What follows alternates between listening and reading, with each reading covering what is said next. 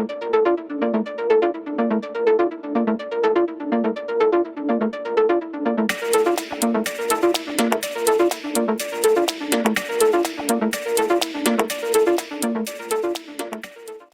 वालेकुम नाज़रीन।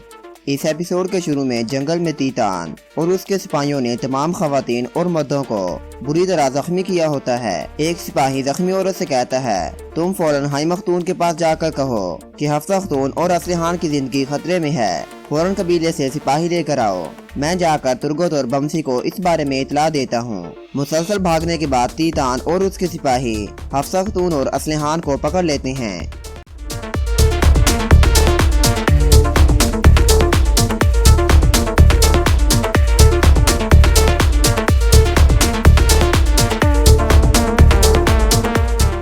कोनिया में सुल्तान कहता है, इस खत के मुताबिक मेरे अमीर ने बहादुर साहब को सोना दिया था ताकि वो हानि बाजार खरीद सके। हमने पहले ही गद्दार को पहचान लिया है। अर्तुगरुल कहता है, निजामुद्दीन जिसे आप गद्दार समझते थे वो गद्दार नहीं है। कोपैक कहता है, हमें इसके घर से शहनशाह के खत मिले हैं। अर्तुगरुल कहता है, जो खतूत आपको निजामुद्दीन के घर से मिले हैं वो असली नहीं हैं। वो कैसे जानते थे कि मैं कौन से रास्ते से जाऊंगा? सुल्तान कहता है, निजामुद्दीन मेरे वफादार अमीरों में से एक था। उसने मुझे जहर देने की कोशिश की है। ये सब वाज़िया है। क्या आपको अभी भी कोई शुबहात हैं? अर्तुगरुल कहता है, मुझे यकीन है निजामुद्दीन गद्दार नहीं था। वो जेल की सलाखों में खुद नहीं मरा बल्कि उसे मारा गया है। सुल्तान कहता है, अर्तुगरुल साहब, क्या आपको पता है आपकी ये बात मेरे तमाम अमीरों पर शक का साया फैला रही है? अर्तुगरुल कहता है, सुल्तान मुअज़्ज़म, मेरा शक का साया बाकियों पर नहीं बल्कि एक अमीर पर है और वो है अमीर सादतीन। ये सुनकर सादतीन के होश उड़ जाते हैं और कहता है, ये कैसी गुस्ताखी है सुल्तान मुअज़्ज़म, इसने मुझ पर इतने बड़े इल्जामात कैसे लगा दिए? अभी के अभी ये मुझसे माफ़ी मांगे। सुल्तान अर्तुगरुल से कहता है, मेरी नज़र में बहतान का नतीजा बहुत सख्त है। अर्तुगरुल कहता है, सुल्तान मुअज़्ज़म, बहतान एक लानत है। अगर आप इजाज़त दें तो मेरे सिपाही आरस को यहाँ लाना चाहते हैं। आरस का नाम सुनकर सादतीन हैरानो परेशान हो जाता है।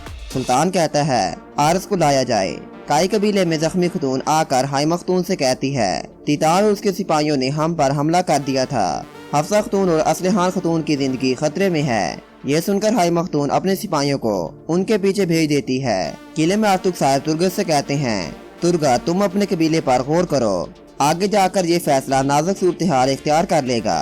तुर्गत कहता है, ये मेरा हतमी फैसला है। इतने में एक सिपाही आकर कहता है, कबीले से जख्मी सिपाही आया है। तीतान और उसके सिपाहियों ने कबीले के दरमियान हमला कर दिया है। फिर वो सिपाही सब कुछ तफसील से उन्हें बताता है।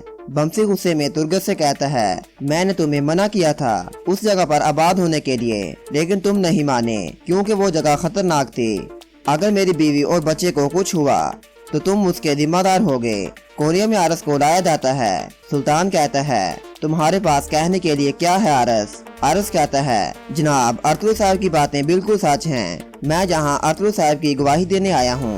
ये सुनकर सादतीन कहता है, सुल्तान मुअज़्ज़म, ये झूठ बोल रहा है। ये एक साबका कमांडर जिससे इसका एजाज भी ले लिया गया है, ये झूठ बोलकर मुझे मरवाना चाहता है। सुल्तान कहता है, सादतीन, अपनी बकवास बंद करो। आरस, तुम मुझे वो सब कुछ बताओ जो तुम जानते हो। आरस सादतीन के बारे में सब कुछ सुल्तान को बता देता है कि किस तरह मैंने और सादतीन ने मिलकर अर्तुगरुल पर घात लगाकर हमला किया। अगर हम इसमें कामयाब हो जाते तो आपसे अब तक तमाम जमीनें वापस ले चुके होते। सुल्तान अर्तुगरुल से कहता है, मुझे हानि बाजार में जहर देने वाला कौन था? अर्तुगरुल कहता है, अमीर सादतीन। फिर अर्तुगरुल वो जहर निकाल कर सुल्तान से कहता है, ये जहर हमें पादरी के गार से मिला है जो आपको दिया गया था। फिर हकीम जहर का मुआयना करके सुल्तान से कहता है, बिल्कुल सुल्तान मुअज़्ज़म, ये वही जहर है। सुल्तान सादतीन से कहता है, क्या तुम अपने इल्जामात पर कुछ कहना चाहते हो? इतने में महापरी खतून अंदर आ जाती है।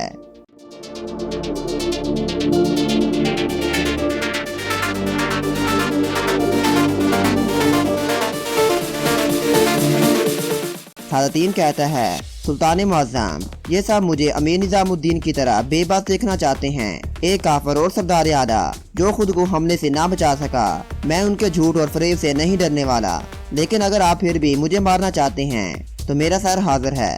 अर्तुगरुल साहब की मौत की खबर मैंने खुद उसकी माँ और उसकी बीवी से सुनी। मैंने हानि बाजार की हिफाजत के लिए उसे बहादुर साहब को बेचना चाहा ताकि ये जलील आरस उसे खरीद न सके। आरस ये सुनकर कहता है, अमीर सादतीन, मैंने अपनी पूरी जिंदगी में तुम्हारे जैसा बेगैरत इंसान नहीं देखा। फिर सुल्तान अपनी तलवार निकालकर सादतीन की गर्दन पर रख लेता है। चावदार कबीले में सब लोग हाइमा खतून के पास आ जाते हैं। हाइमा खतून कहती है, हफ्सा खतून और असलहान अभी तक नहीं मिली। ये सुनकर बमसी गुस्से से तुर्गत को गले से पकड़ लेता है। इतने में एक सिपाही तीतान के आदमी को अंदर ले आता है। वो आदमी कहता है, मुझे तीतान ने भेजा है। कोनिया में सुल्तान सादतीन को मारने वाला होता है कि माँ परी खतून कहती है, ये काफिर आपको भी अतलू साहब की तरह धोखा दे रहा है। इसकी बातों में आकर आप अपने एक और वफादार अमीर को भी जाया कर देंगे। सुल्तान सिपाहियों से कहता है, सादतीन को जिंदान में ले जाओ, मैं कल इसकी सजा सुनाऊंगा। उसके बाद सुल्तान अरतुरुल को अपने साथ आने के लिए कहता है। अरतुरुल कहता है, सुल्तान मौज़म, मैं अपने इल्जामात पर अभी भी कायम हूँ। अमीर सादतीन ही गद्दार है। माँ परी भी वहाँ आ जाती है। सुल्तान कहता है, ठीक है अरतुरुल साहेब, हम रात को तफसीली बात करेंगे। चावदार कबीले में तीतान का कासद कहता है, अगर कल तुम आरस को तीतान के हवाले नहीं करोगे तो वो तुम्हें तुम्हारी बीवियां नहीं लुटाएगा। ये सुनकर बमसी उसे मारने लगता है।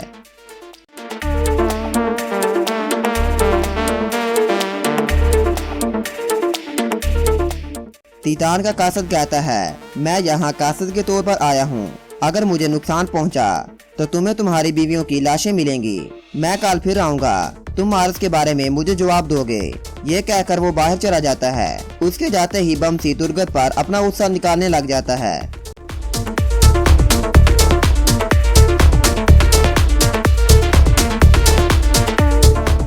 तुर्गत कहता है, अब मैं हाथ पर हाथ रख कर नहीं बैठूंगा, मैं जाकर उन दोनों को जरूर ढूंढ कर लाऊंगा। ये कहकर तुर्गत बाहर चला जाता है। बमसी भी तुर्गत के पीछे जाने लगता है। आतुक साहब आगे बढ़कर उसे रोक लेते हैं। हाइमा खतून कहती है, या रब हमारी मदद फरमा। और यहाँ पर इस एपिसोड का इख्तिताम हो जाता है।